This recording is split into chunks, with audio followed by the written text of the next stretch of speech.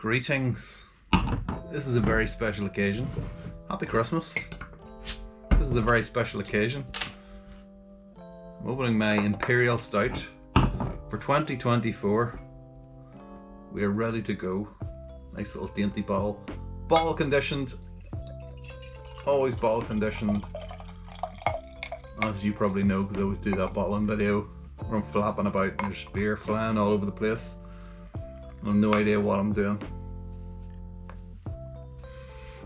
Prior preparation, what is it? Prevents piss poor performance. But you know me, just rock up in the day. It'll be okay in the night. Okay. Well, I mean, straight away the glass is like a little bit. I'm already regretting this choice. God, looks so clean. This is always hand washed now. This glass, not in the dishwasher, so bubbles sticking everywhere. Anyway. This is our 2024 version of the Imperial Stout. So let me just read out the grain bill. We have got 6 kilos of extra pale Maris Otter. We've got almost 1.5 kilos of liquid extract, amber liquid extract. That's the secret for getting the ABV up. Chateau Special B. We've got Cara 20, it's just crystal. Light crystal, very light crystal. Chocolate malt, roast barley, and Carafa Special 3. It's quite a lot. In terms of the hops, then Pride of Ringwood for bittering, bit of Centennial in there. 30 minutes, 20 minutes, and 10 minutes first gold. And we have also got oak chips and coffee as well. We have fermented with a Clipper yeast cake, so a cross my loaf Clipper yeast, which we think might be London Fog, and we've used the yeast cake on that. Okay. Mash 64 for 2 hours. So we're squeezing every little bit we can out of it. So the way we did it was we brewed it on the 4th of February. Okay. And it was transferred over to a no-chill cube after the boil while waiting on a bitter to finish, because I had a beer on that I was looking the yeast cake from. So I dumped it into the new no-chill cube until that was ready. It says fermenting on the 10th of February, but I don't know whether that was actually when I pitched the yeast or whether that was just me. I forgot to change it to fermenting on the app. It fermented the 25th of February, so that's a good few weeks. 3 weeks is that? Well, 2 weeks if it's the 10th. And then transferred to a second fermenter with the oak chips. So it finished at 10:30 as well, which is very high, but then it started very high.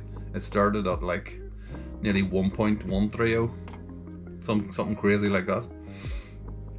And then we left it in the secondary fermenter and bottled it on the 21st of April this year, and that was the last video I did on this. And from memory, it was tasting pretty good. It says, in fact, tasting notes, day 200, big mouthfeel, heavy coffee and oak, and a little chocolate, sweet but bitter on back end. This is good, a classic Imperial Stout. Not my words, the words of, in fact it is my words, the words of Banana. I have spoken. That's day 200. So, just for the record, we're on day 195. Sorry, 295. It's aged for 295 days, so presumably that is after it's stopped fermenting. Then that starts. 13.1%, apparently. If you get a bottle of this, it will say 13.1% apparently in brackets on it. Because I don't know for sure, because I still don't believe it. It did go up, jump a lot, and I'm not letting myself believe that it is actually 13%. I've drunk quite a few of these over the time, and they're all small bottles, which is maybe just as well, but I've never felt like, holy crap, that tastes like 13%, whatever 13% tastes like. Bottle of wine or something like that. Because that's what we're veering towards with this thing.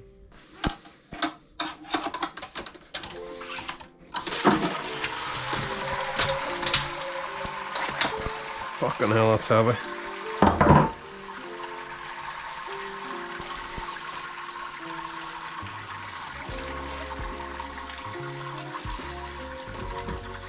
Okay, sparge water, there's whatever that is, maybe 2 litres the most.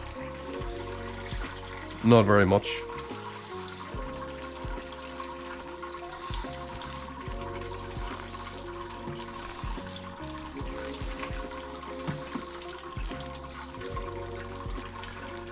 If I was doing a party guide, I wouldn't be sparging at all, but I'm not.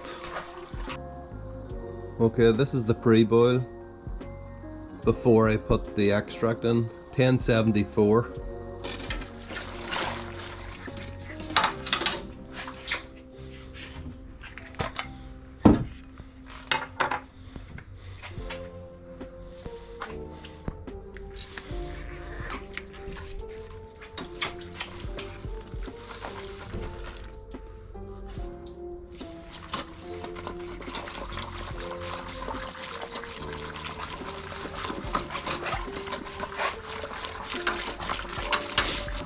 Right, so let us put some wort.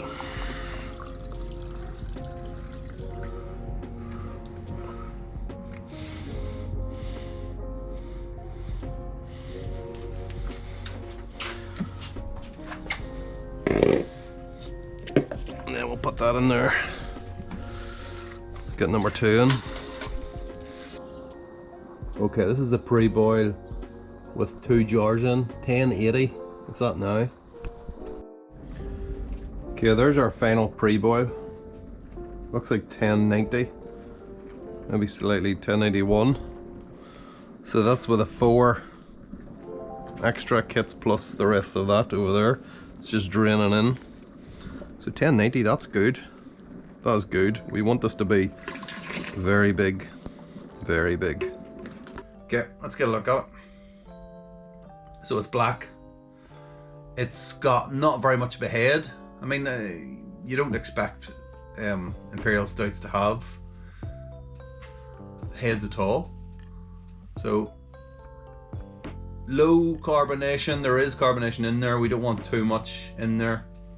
Do not want a fizzy. I've had fizzy Imperial Stouts, and yeah, you don't want too much. I find just at the very most 1/4 of a teaspoon.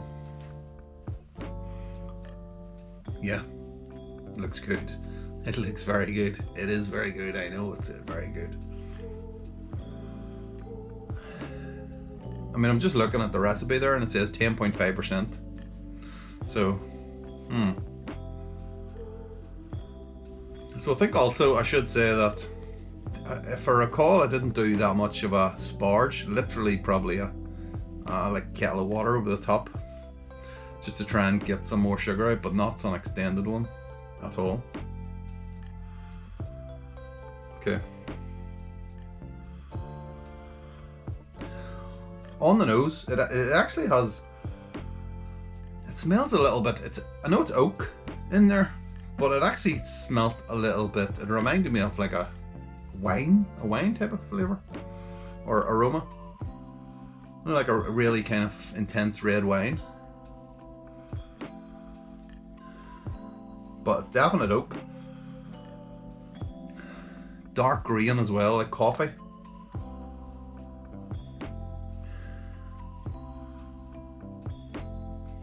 Maybe a little touch of like licorice or something.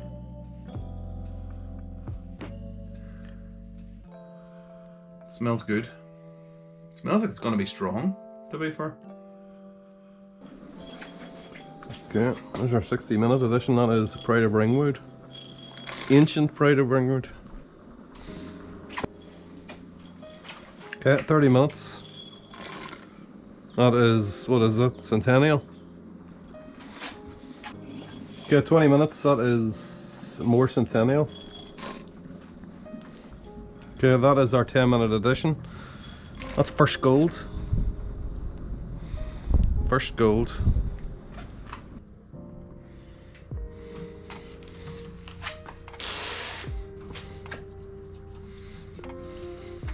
Okay, one thing I forgot is the coffee. just should have went in that, but I completely forgot about it, so we're gonna have to put it in here.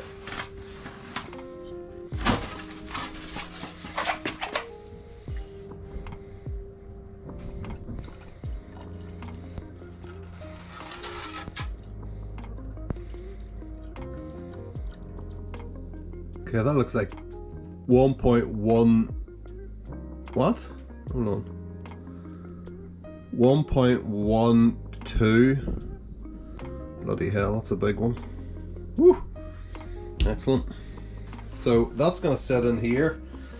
Now, obviously, there's a bit of space here, which is not ideal, but it is what it is. But I've got a beer in there that's going to.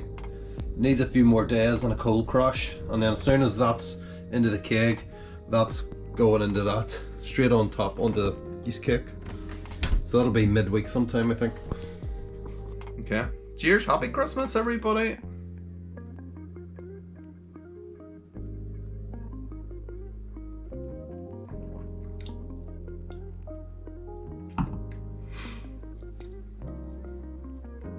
Big body. That is a big body on that. It's actually kind of warm on here. It's like 10, just over 10 degrees in here. It's been the weather, who knows, let's not start talking about the weather, but it's been really cold in here the last while, and then suddenly today it's suddenly got to like 15 degrees or something when I was out. Ridiculous. It didn't feel like 15 degrees, don't get me wrong.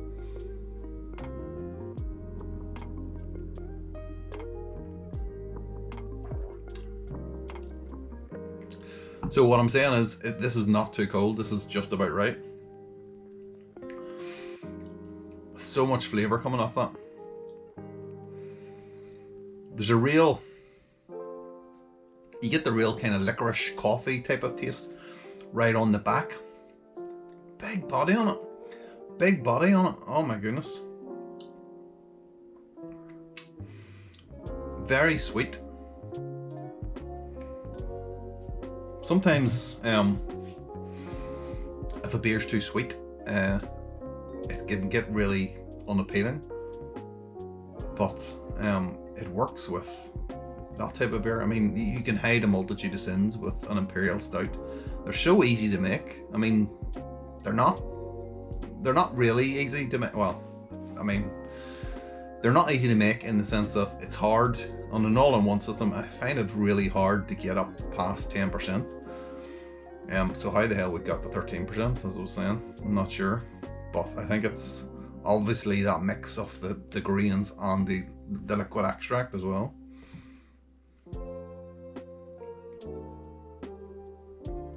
Very little sparge as well too. Do not want to put too much extra water into it in order to get those big numbers. And a beer like that, it does need to be big. I wasn't putting any kind of spirits in, which is what I normally do. I'm very, very pleased with that. It has a real oak taste to it as well. I have to say, I love oak in a Imperial Stout. I also love bourbon in an Imperial Stout. And I love coffee in an Imperial Stout. Vanilla is nice as well. I think I just love an Imperial Stout. I think of all the beer styles, an Imperial Stout is probably my favourite to drink. And it was never like that before. And it's only since I've been making... What is that there? It's a little fly or something like that. It looked like a... Happy Christmas to you. You're not gonna die. Not today. This is Christmas Day. Come on, so cheers. So easily distracted, like, aren't I? So yeah, I think it's only as I've been making them every year. Make it early in the year as well too, and let it age. Take it into the house as well too over the summertime, because I don't want it in here because it can get really warm. Put it in a box in there in the coolest room in the house. Never gets over carbonated either, because it keeps the sugar low. And that extended aging just, it takes off all the kind of the rough edges of it.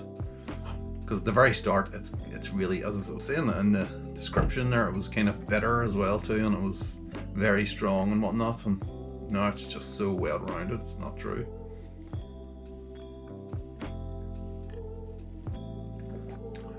But I love a bit of oak in an Imperial Stout. Definitely the oak. And the coffee on the end. That is phenomenal. You can see that the carbonation's kind of really eased off now that it's been sitting out, so I mean that is just about right. This is the kind of beer you eat after your Christmas dinner. You don't want to drink anything at all. You can't drink beer after Christmas dinner, let's be honest. You could drink one of these, no problem.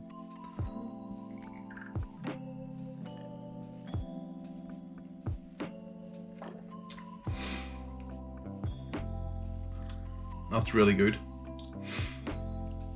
I think that's one of the best, probably, that I've done. They don't normally end quite as sweet as that.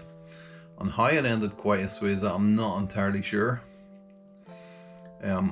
Possibly the clipper yeast.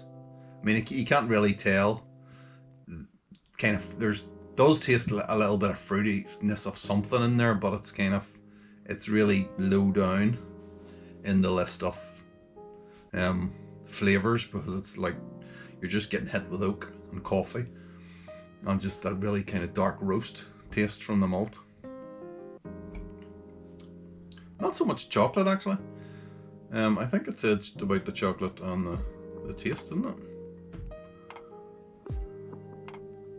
Little chocolate, sweet but bitter in the back end.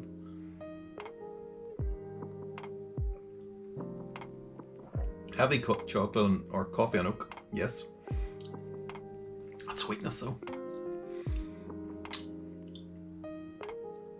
Oh, that's nice. Oh my god, that's nice. Yeah, it's a winner. It's an absolute winner. And see, when December comes around, I have to say, there's nothing more I love. And it doesn't have to be Christmas time. It can be like a lot earlier than that. But you know what? The night's drawing. It's really cold and miserable and wet usually over here. And I just crack one of these or whatever the Imperial is, and just everything's right with the world. And you don't have to drink very many of them. You know, one, maybe like another one, like a normal can or something or whatever. And that's it. You don't need too much. So even though it's 13%, you know, I'm not gonna drink 6 of them. So yeah, I'm gonna get my thinking cap on and try and work out what I'm gonna make for next year, for next Christmas. But I mean, I could quite happily drink another one of those for sure. Okay, I'm gonna go let you get back to your turkey.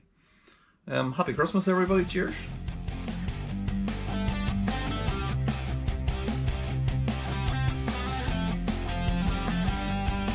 Ho, ho, ho! Merry Christmas!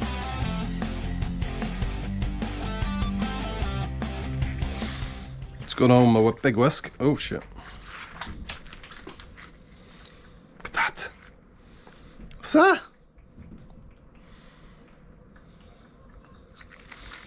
Disgusting. My big whisk is fucked. Whiskzilla is gone. It's dead.